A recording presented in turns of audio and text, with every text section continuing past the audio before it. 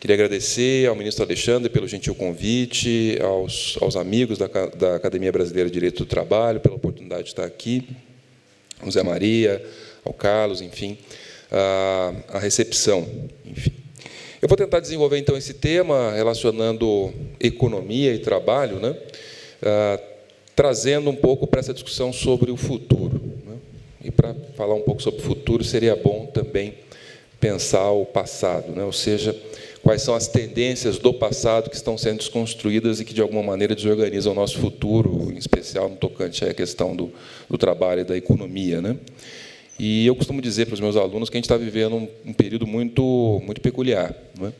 Que é um período de desmanche da chamada utopia brasileira. Na utopia brasileira, eu costumo dizer que é a ideia, né, de que é possível, num país da semiperiferia do sistema capitalista, você integrar, articular de uma maneira orgânica, né, por um lado, a renda, os rendimentos do trabalho, e, por outro lado, a proteção do trabalho, a proteção social, né?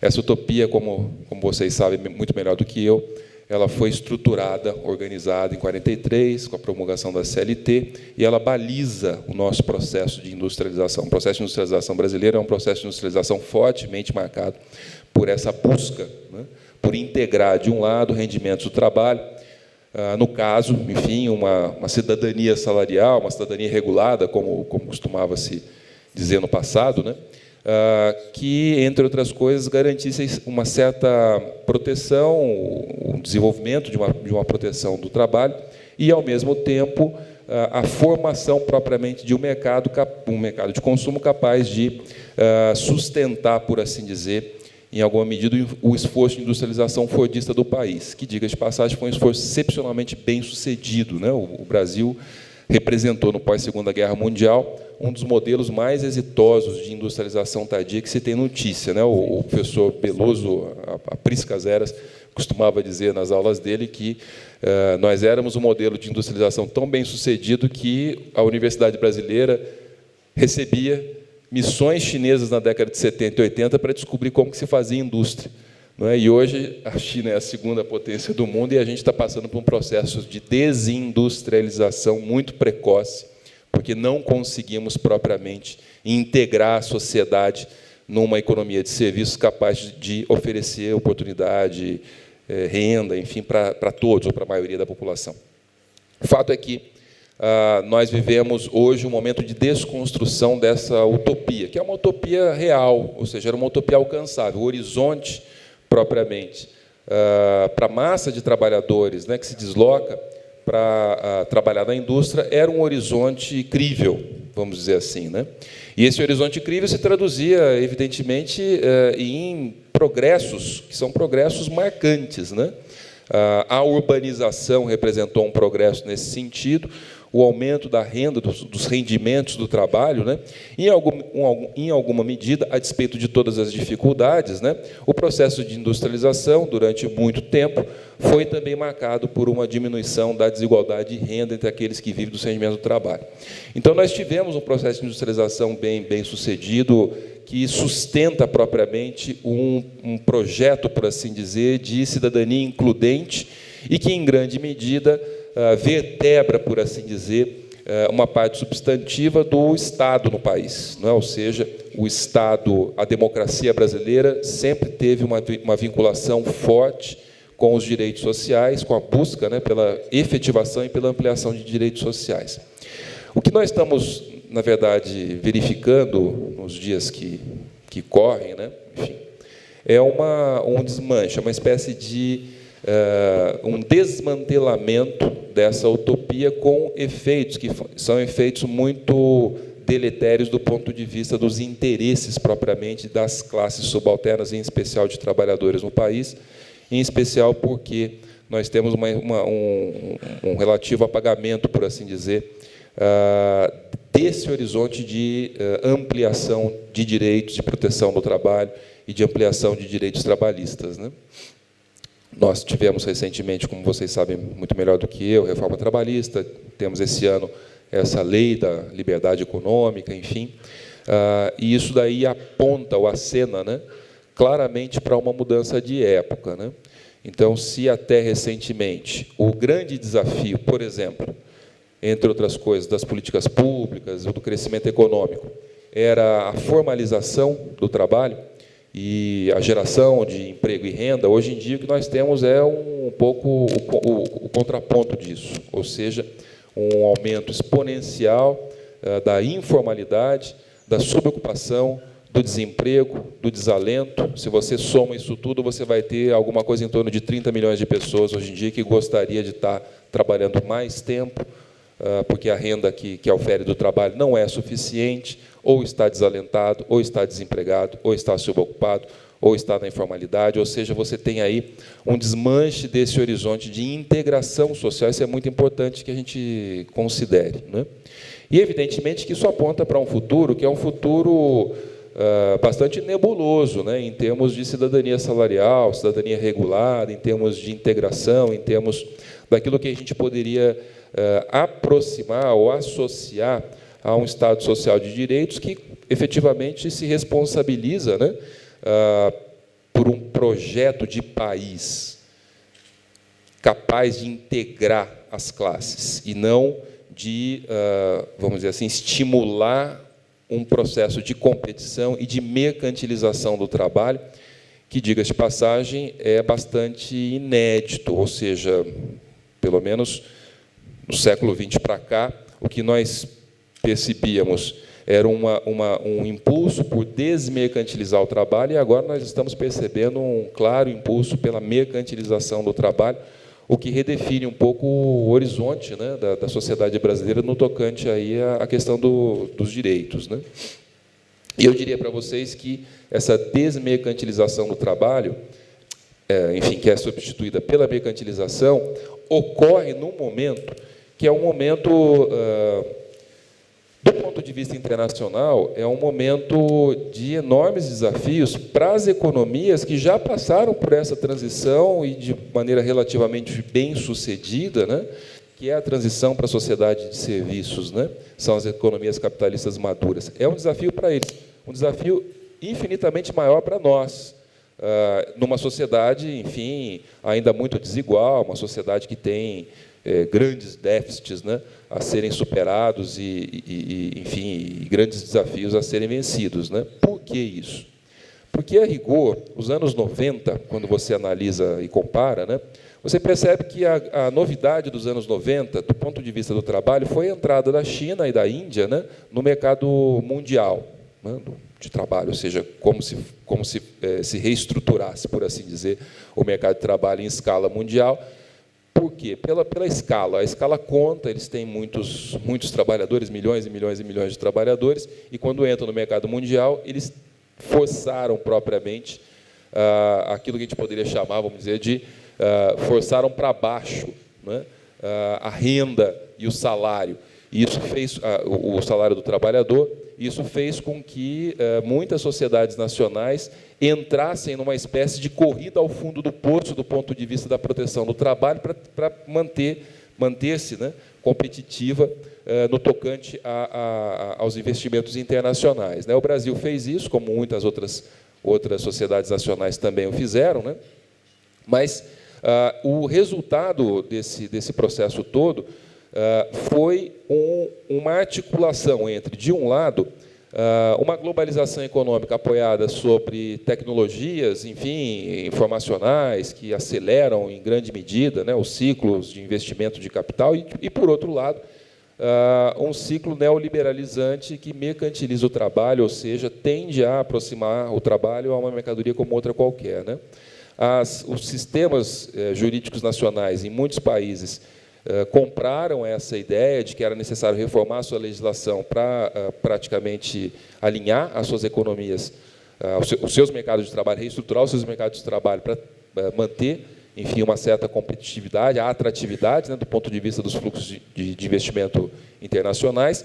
Só que, quando você olha para as sociedades, você percebe nitidamente que essa combinação entre, de um lado, globalização econômica, tecnologia, reestruturação das empresas, internacionalização das empresas, e, por outro lado, essa mercantilização muito associada ao recuo da proteção do trabalho, produziu mercados de trabalho e sociedades muito mais desiguais, né? O caso brasileiro é um caso típico, não vou dizer para vocês que é um caso, vamos dizer assim, é um caso tardio, porém típico nos efeitos, não é? Ou seja, passamos por um ciclo reformista concentrado no tempo, um ciclo contra-reformista concentrado no tempo, que produziu um enorme aumento da desigualdade, quer seja do ponto de vista da renda, quer seja do ponto de vista das condições de trabalho.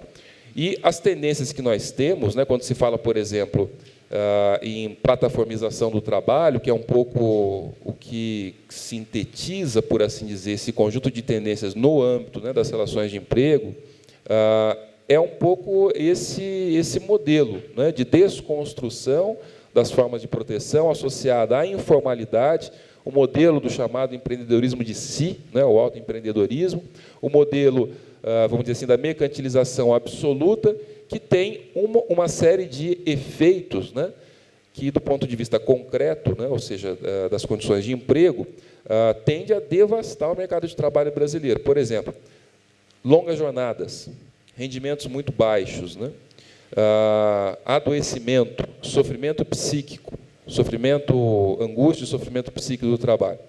Eu estou fechando agora com colegas e com uma equipe, né, uma espécie de pesquisa painel, enfim, dando conta de várias categorias, né, e algo que chama muita atenção enfim, independentemente de ser desocupado, desalentado, independente de estar, enfim, de licença, independentemente de ser autônomo, de ser profissional liberal, de estar empregado, de ser funcionário público, ou gerente, profissionais qualificados, médias gerências, altas gerências de empresas, algo que é excepcionalmente presente é o sofrimento psíquico, né?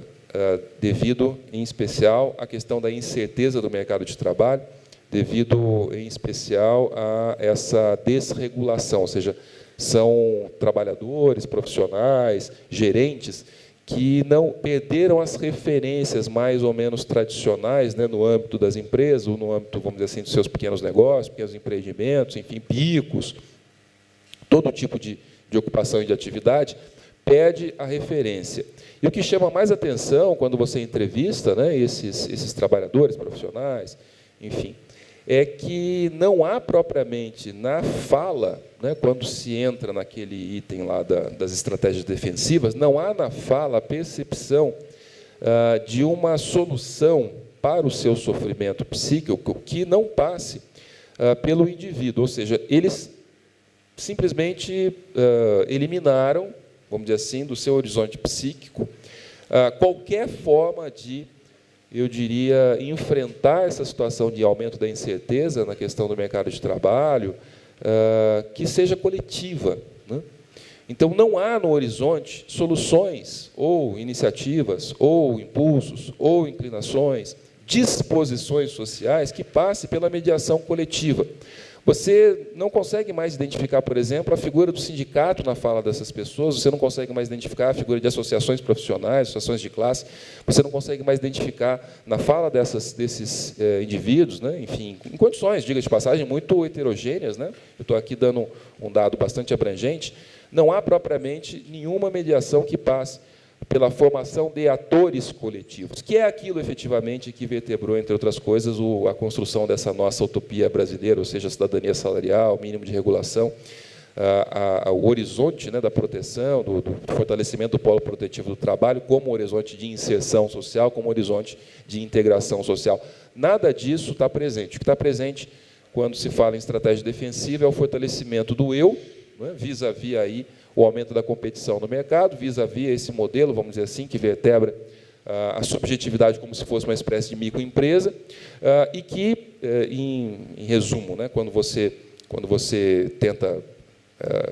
aprofundar a conversa, etc., e tal, o que aparece impreterivelmente é a religião, a religiosidade. Então, nós estamos aqui vivendo um momento de substituição do sindicato pela religiosidade, ou seja, a igreja passou a ser o espaço de acolhimento desses trabalhadores ligados aí à incerteza, ao aumento da incerteza, da insegurança, da desconstrução dessas identidades coletivas típicas, né, do capitalismo fordista, que é basicamente deixado de lado, e em seu lugar emerge uma sociedade hipercompetitiva, uma sociedade enfeitiçada pelo consumo, mas, ao mesmo tempo, uma sociedade muito mais desigual, que não garante a renda, que não garante propriamente, vamos dizer assim, soluções que são soluções de médio e longo prazo, né? O que se tem, na realidade, é uma espécie de instrumentalização, né? Em condições muito renovadas, porque são essas condições ligadas aí à gig economy, a economia de plataforma, etc., né? Mas de instrumentalização da viração. Quem faz pesquisa nas periferias de grandes centros urbanos, já é muito comum você usar essa expressão, né? A viração. A informalidade é sempre um grande desafio, você tem inúmeras saídas de emergência, essas saídas de emergência a gente costuma chamar de viração, né? Então, é aquela coisa de você se virar de um dia para o outro, né? Então, o horizonte é sempre o amanhã ou depois de amanhã, e se acontecer algum probleminha, é uma tragédia desgraçada, porque a pessoa pode passar fome ou algo do estilo. Em inúmeros contextos, em inúmeros grupos, né? Quando a gente conversa, quando a gente, enfim, analisa a fala, né? Dos nossos interlocutores, né, submetidos à pesquisa, ao processo de pesquisa, você nitidamente percebe que emerge, né, esse discurso da instrumentalização pelas empresas, como, por exemplo, essas grandes empresas de tecnologia, tipo Uber, ou então Rappi, iFood, etc., da viração. Né? A viração está sendo instrumentalizada por essas empresas, que expressam ou representam, né, esse modelo propriamente de desregulação radical, de desproteção radical do trabalho, no caso brasileiro, mas que é uma realidade internacional, né? Uma realidade mundial, vamos dizer assim. No entanto, em muitas sociedades onde esse processo tem ocorrido, mas que enfrenta a resistência, esse processo de hiperdesregulamentação, mercantilização, de flexibilização, enfim, de eliminação da proteção do trabalho, em muitas sociedades, a sociedade percebeu que ela está ameaçada por esse tipo de tendência de desconstrução de qualquer horizonte protetivo, né? Mais recentemente, isso aí foi notícia nos jornais, enfim, teve alguma repercussão, o Senado da Califórnia aprovou uma lei, né, que reconhece e identifica a empresa Uber, né, como os demais aplicativos também de transporte, né, como patrões, ou seja, como uma empresa que tem efetivamente responsabilidade, né, sobre os motoristas, né. E isso foi sancionado pelo governo, a lei parece que foi sancionada pelo governador, uma coisa muito recente, e aponta, digamos assim, para uma espécie de reação, né, da sociedade, uma reação muito pragmática, porque contou com o apoio de inúmeros movimentos e enfim, com uma frente bastante ampla, né, de apoios da sociedade civil, de políticos, a sindicatos e assim por diante, mas essa lei reconhece que esses motoristas têm direito a toda a proteção que qualquer contrato normal dentro da legislação da Califórnia teria como equivalente, né? Então, é um pouco essa a ideia, vamos dizer assim, de uma reação da sociedade a essas tendências que são tendências de hiperdesregulação do trabalho que nós temos verificado mais recentemente, em especial nos últimos 10, 15 anos. Né? Que, no caso brasileiro, como eu disse no início, está muito conectado com o aumento da informalidade. Né?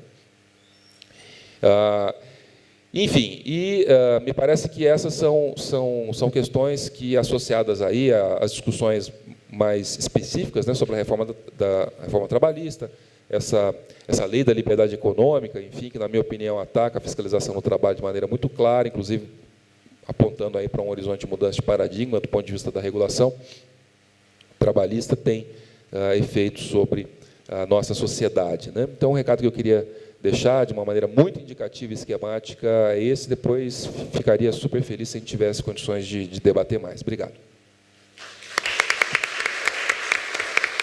A academia agradece ao professor Rui Braga Neto sua excelente contribuição com essa visada da sociologia do trabalho, que complementa bastante, nos ajuda a compreender melhor o fenômeno da plataformização. Eu quero notar que ele evita o termo uberização, a meu ver, corretamente. Eu, se tivesse que escolher, preferiria adotar o conceito e o termo plataformização para designar esse fenômeno recente, e com os nossos agradecimentos ao professor Rui Braga Neto por essa excelente contribuição